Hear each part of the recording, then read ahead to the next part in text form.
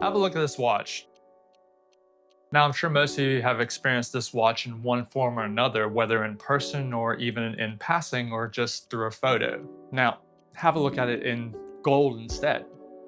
Same watch, different material, but that's a bit of a problem, which I'll explain as we go on. Between these two examples, what you have is a change of weight, a change of price, and perhaps a change of perceived status. But the actual experience is almost identical. It's still a dive watch. The familiar curves of this design is going to convey that same idea regardless of what material it's made of. Sometimes a design like this Submariner can be so dominant in its geometry that it doesn't matter what you change the material to.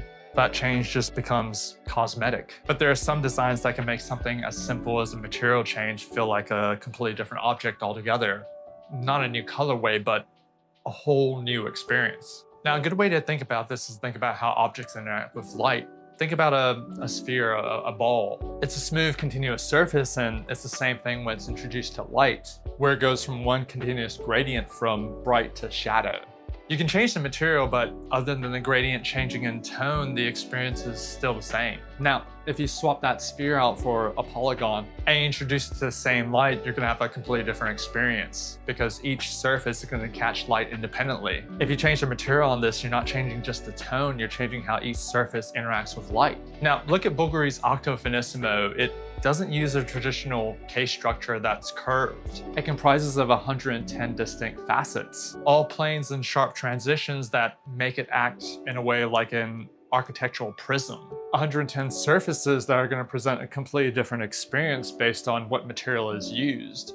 In behavioral psychology, there's a concept known as affordances. What it says is that objects subconsciously tell us how to treat them even before our brain processes what they are. That understanding is happening between your eyes and the actual object even before that signal is sent to your brain. It's something we intuitively understand. A rough matte texture says this is a tool, an object of industrial utility meant to be used. A high polished reflective surface says something completely different. This is precious, it's art.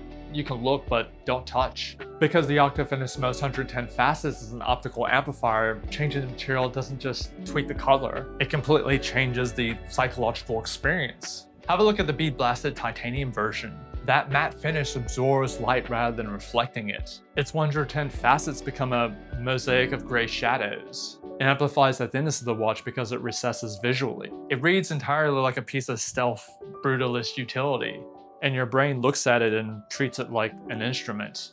Now, still taking the same design, but change the material to satin polished rose gold instead. Suddenly, those 110 facets become 110 individual mirrors. As the wrist moves, the watch is naturally fracturing light and creating shifting reflections. It's kinetic without actually moving.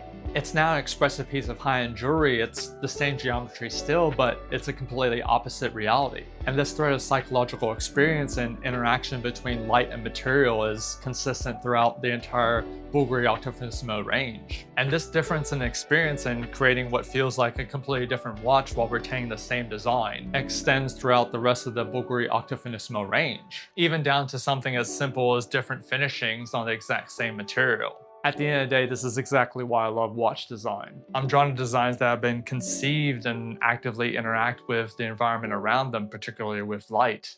There's something deeply satisfying about a design that's so structurally refined that it can completely change its identity just by tweaking a single nuance. That you can get a myriad of experiences and complexities, not from adding more complications, but from the design itself. This week, I also covered designer of the Octo Finissimo, Fabrizio Bonamassa Stigliani, and also the Gerald Genta Bulgari connection. You can find my shorter videos and breakdowns on my Instagram or TikTok, which is Watch Design Co. I'll see you next time.